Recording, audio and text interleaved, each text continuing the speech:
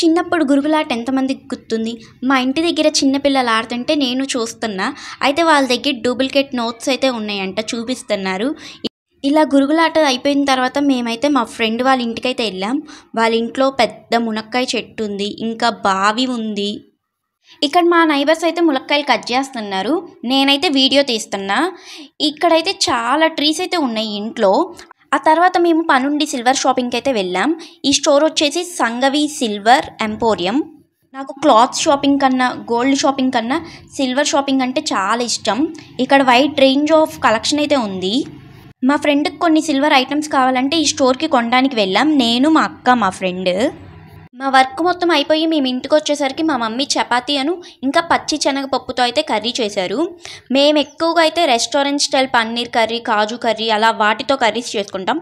లేకపోతే బాంబే చట్నీ చేసుకుంటాం. ఇంకా వేరే కర్రీస్ ఏమి నేను తిన్ను. ఈ కర్రీ అయితే చాలా బాగుంది. బాయ్.